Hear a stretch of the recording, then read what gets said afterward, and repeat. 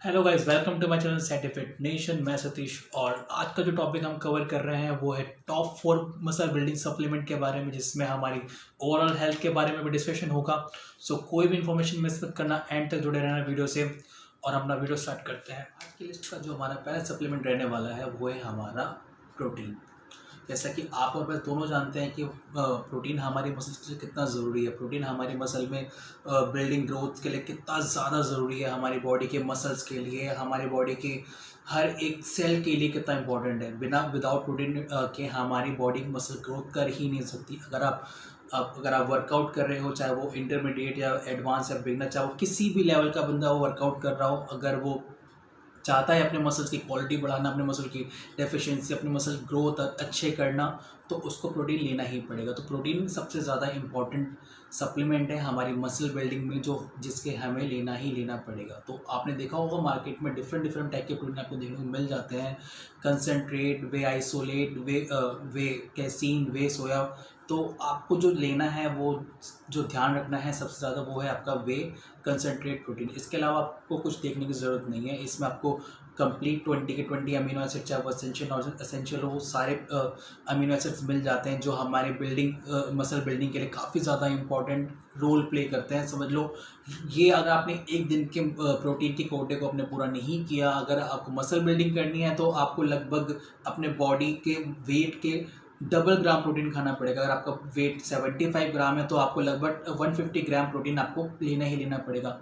वो आपको देखना है कि आपको कितना प्रोटीन आपको फूड से लेना है और कितना प्रोटीन आपको सप्लीमेंट से लेना है। आपको एक स्कूप में प्रोटीन के एक स्कूप में जो आता है नॉर्मल, वो होता है 32 ग्राम का या 30 ग्राम का। उसमें से आपको 23 टू 25 ग्राम प्रोटीन आपको स्कूप से मिल जाता है। आप इतना सारा दिन में नहीं खा सकते, आप इतनी मील में इतने सारे प्रोटीन को ऐड नहीं कर सकते। चाहे वो चिकन खाओ, चाहे आप पनीर खाओ, तो आप इतने ज़्यादा प्रोटीन को फूड से कंज्यूम नहीं कर पाते। तो इसीलिए हमें सप्लीमेंट की ज़रूरत पड़ती है मसल बिल्डिंग के लिए। अगर आप मसल बिल्डिंग कर रहे हैं, तो हमें अपनी बॉडी के प्रोटीन कंजप्शन को पूरा करना बहुत ज़रूरी है। और इस लिस्ट का जो हमारा सेकंड सप्लीमेंट है, जो काफ़ी इंपॉर्टेंट है हमारी मसल बिल्डिंग के लिए, वो है हमारा क्रेटीन। जैसे कि आपको पता है कि मैं क्रेटीन पे पहले एक वीडियो कर चुका हूँ, जिसमें मैंने आपको क्रेटीन के बारे में काफ़ी ज़्यादा डीपली नॉलेज मैंने आपको इन्फॉर्मेशन दी है। क्रेटीन का मैं बड़ा जल्दी टॉपिक कवर करता हूँ इसमें। जैसे क्रेटीन हमारी बॉडी में एक एनर्जी सोर्स प्रोवाइड करने का एक जरिया है। जैसे क्रेटीन में हमारे को चाहिए होता है एटीपी।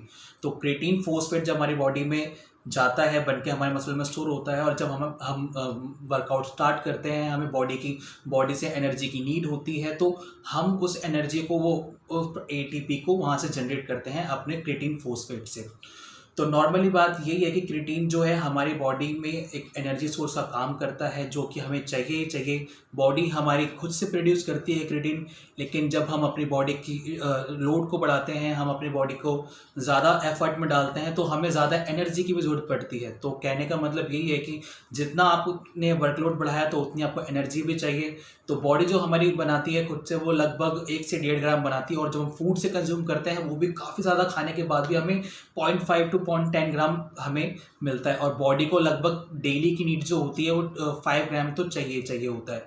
5 ग्राम एक हेल्दी वर्कआउट के लिए, एक हेल्दी लाइफस्टाइल जीने के लिए 5 ग्राम प्रोटीन, 5 ग्राम क्रेटीन आपको चाहिए। तो हमें जो क्रेटीन होता है, जो क्रेटीन के स्कूप में हमें 3 से 5 ग्राम एक स्कूप में क्रेटीन मिल जाता है, जो हमारे एक डे की कोटे को पूरा करने के लिए काफ़ी है।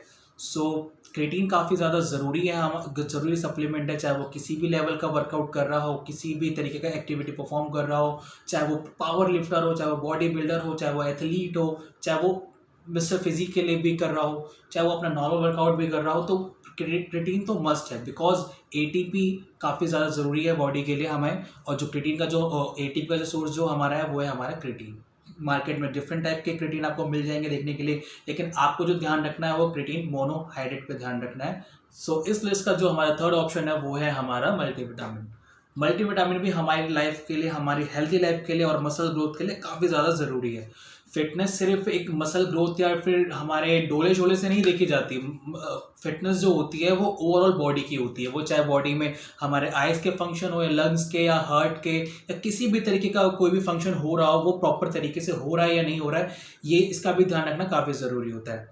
जब हम बॉडी में जब फूड कंज्यूम करते हैं, फूड खाते हैं, तो हम उसके सारे न्यूट्रिशन को कवर नहीं कर पाते, वो हमारी बॉडी उस सारे ही मिनरल्स को नहीं ले पाती, तो कहीं ना कहीं हम उस ज़रूरी मिनरल से लैग कर जाते हैं। तो यही हमारा काम आता है हमारे मल्टीविटामिन। जो मिनरल्स हमारे मल्टीविटामिन में होते हैं वो हमारी बॉडी को जो फूड के थ्रू मिलने वाले थे, जो मिलते, उसकी कमी को पूरा करते हैं। और मिनरल्स का हमारी बॉडी में होना इतना ज़्यादा ज़रूरी है कि जब हम फूड लेते हैं वो न्यूट्रिएंट्स से लैग करते हैं, तो जो प्रोटीन सिंथेसिस जो हमारी बॉडी में बढ़ता है उसको भी ठीक करता है। अगर हम मिनरल्स हमारी बॉडी में प्रॉपर नहीं होंगे तो हमारी बॉडी में वो प्रोटीन जो भी हम कुछ भी ले रहे हैं वो हमारी बॉडी में मसल में ढंग से लगेगा ही नहीं। तो एक तरीके से कहने का मतलब है वो हमारी बॉडी के एब्जॉर्प्शन को काफ़ी स्ट्रॉन्ग करते हैं कि हम किसी भी फूड से किसी भी तरीके के न्यूट्रिशन को लैक ना कर जाए, हम अपनी बॉडी में उस न्यूट्रिशन को कब से ढंग से बिल्कुल ठीक तरीके से एब्जॉर्ब कर पाएँ, जिससे हमारी बॉडी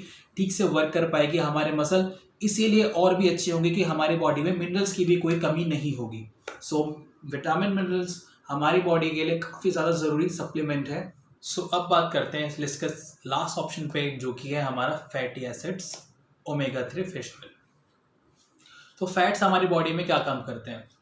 एक गुड फैट का भी होना हमारी बॉडी में काफ़ी ज़्यादा ज़रूरी है, क्योंकि हमारी बॉडी में जो कि FSA जो होता है एसेंशियल फैटी एसिड्स, मतलब एसेंशियल फैटी एसिड वो होते हैं जो हमारी बॉडी खुद से नहीं बनाती, जो हमें फूड से कंज्यूम करना पड़ता है या सप्लीमेंट से कंज्यूम करना पड़ता है। सो ये हमारी बॉडी में क्या काम करता है? ये हमारी बॉडी के कोलेस्ट्रॉल लेवल को मेंटेन करता है, ये हमारे बॉडी के ब्लड प्रेशर को मेंटेन रखता है, ये हमारी बॉडी में जो ब्रेन में जो मेम्ब्रेन्स जो बन रहे होते हैं सेल मेम्ब्रेन्स, तो उन पे कंट्रोल रखता है। हमारे CNS को हमेशा अलर्ट रखने के लिए काफ़ी ज़्यादा इंपॉर्टेंट रोल प्ले करता है। हमारी मसल की डेफिनेशन ज़्यादा अच्छी बढ़ जाती है, हमारे मसल शाइन करते हैं, प्रॉपर शेप मिलती है उनको। और सबसे इम्पॉर्टेंट चीज़, जो हमारे बॉडी के इंटरनल ऑर्गन्स होते हैं वो भी सेल मेम्ब्रेन से ही बने मतलब कवर्ड होते हैं। वो कवर्ड इसीलिए होते हैं कि अगर आप कहीं गिर जाओ, आप कहीं बाई चांस आपको ध्यान न रहा और गिर जाओ, तो उनको ज़्यादा हार्म ना हो, उनको ज़्यादा झटका ना महसूस हो आपके गिरने की वजह से। वो वही काम होता है सेल मेम्ब्रेन के, आपको किसी भी तरीके के डैमेज से बचाए रखने के लिए। तो फैटी एसिड्स का भी हमारी बॉडी में होना बहुत ज़्यादा ज़रूरी है, ठीक है। काफ़ी अलग अलग फंक्शंस के साथ जुड़े हुए हैं, और क्योंकि इसके काफ़ी ज़्यादा सोर्सेज भी है, जैसे आपका फिश ऑयल हो गया, आपके अलसी सीड्स हो गए, ठीक है, किसी भी आपके ग्राउंड नट्स हो गए, मेन हो गया आपका अखरोट हो गया।